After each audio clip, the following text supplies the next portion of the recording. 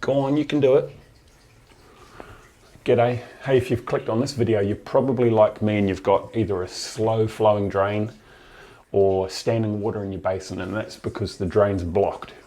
I've tried Drano and I've tried cleaning vinegar and some other kind of caustic salt stuff. It didn't work. So today we're going to do the most effective drain cleaning method using no chemicals, but you are going to need an old towel and a set of these channel locks or something similar.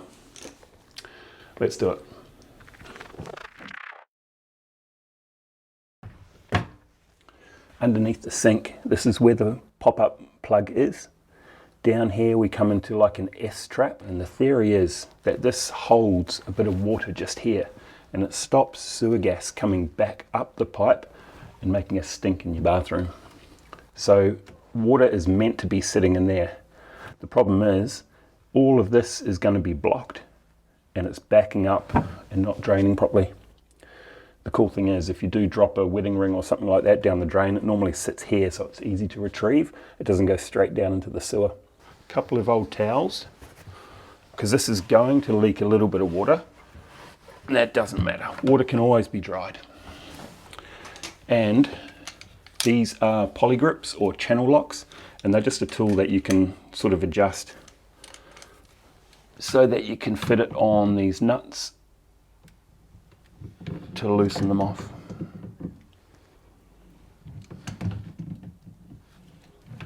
Let's do this one first. Which way is this wanting to go? That way. We'll move this whole S-trap and then we'll have a look inside and see what's happening. This is not for the faint of heart. It's not a hard job. It's quite simple because it's just unscrewing a few things, but it's pretty gross what's inside there. Once you've loosened those with your channel locks, you can just undo the nuts by hand. These are like a compression fitting. As you screw it on tight, it squashes against that little rubber O-ring there. Doesn't need to be done up super tight. Now that we've got those apart, just skew it a little and you'll be able to remove that S-trap. Oh my god, oh yuck. You could probably use gloves for this job. Oh, I can feel right up in there. Oh, that pop-up waste is absolutely chockers, and that's what it, sorry, this is very gross. That's what it catches. Hair, soap, all right, what's down in this one? That pipe's actually, it's just got a little bit of soap scum around the inside there. I think we're gonna need to pop that plug out from on top because that is disgustingly blocked. I need to tip that out, straight into the toilet. The pipe itself is not too blocked. You can see up in there, a little bit of dirt, we'll just hose that out. It's definitely the plug that's blocked. Now this is removing the adapter piece. This is a PVC adapter. I think it's to go from say 32 mil to 40 millimeters, that is. Ooh, gross. And you can just, there's a rubber washer, and you can just undo that adapter piece and then that little compression washer from the PVC adapter. And now let's go back up into the basin and we'll undo the pop-up plug from up top. These normally can unscrew. If it is a bit tight to do it by hand, make sure you don't scratch the chrome, and with your channel locks just put say a towel on there and you can get a grip on the plug like that. It's actually not too bad. Have a look down in here. There is just a couple of little gaps there. That's just about completely blocked in old soap scum in here. You can see there's a couple of little gaps there that the water's getting down. Definitely not enough to let it flow properly. So let's give this a clean, hey? There's two ways that we can clean it. We can try and like wrap say a chopstick in a paper towel or use an old toothbrush to clean out around there. But I'm thinking we actually remove this plug and give it a proper clean.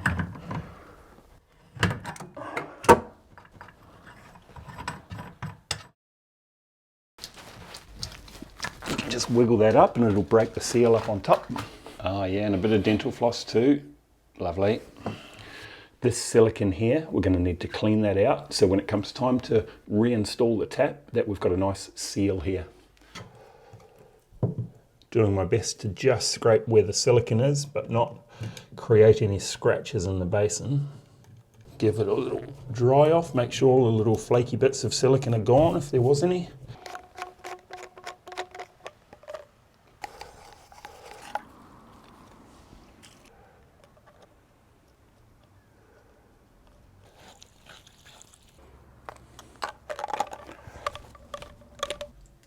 You might have seen with these plugs or pop-up wastes that they come with a couple of rubber gaskets. One sits on there, on the underside of the bench. One sits under there, and they squash together. As you do up that nut, the two rubber washers squash. Not the most reliable seal though. So I understand why the previous person in this house has done it with silicone, because it is a much more reliable seal, lasts longer. So we'll do the same. I'm going to put a bead of silicone around that. At this stage, don't worry about the silicone that oozes out around the side. We will deal with that later. And then same on the back side of that, a bead of silicone, and then screw it up tight. I've put the screwdriver down inside the plug to hold it from spinning, and then I get the channel locks on that nut.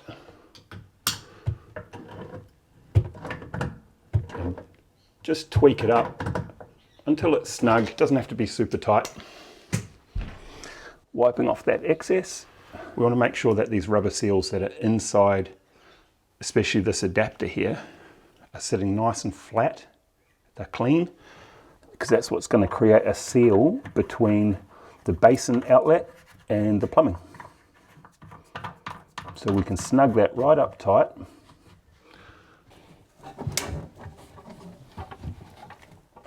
Okay, let's reassemble these two. Which way did it go?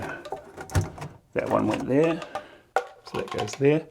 As we slide these two together, the rubber's between them, nice and clean, no twists or anything like that. Sometimes when you take these off to clean them, they can go back on twisted. What we'll do for now is we're not going to snug it up really tight. We're just going to put it in place, but that way we can still do our adjustments. The opposite how we took it off, a little skew. Hopefully you can see, push that washer up inside there, and then just hand tight on this nut.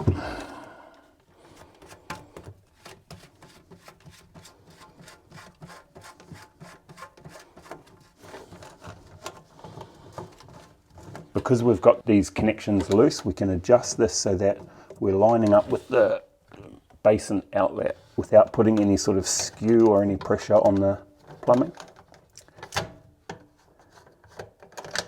Once they're all lined up, then you can do them up nice and tight. You can do them up just by hand, or you can use those channel locks and just cinch it up tighter. I'm curious to see if we've solved that leak, or that blocked drain. I shouldn't say leak, don't mention leak. We will be checking for a leak with all of these connections. Before we put that plug on, get your toilet paper, because we're in the bathroom. If you were in the kitchen, you'd probably grab some paper towel. Wipe the excess silicone up that's sort of oozed out from around that plug as we fitted it, and then we can pop this back in. Oh, we're just about at the moment of testing. Should we give it a go? Let's do it.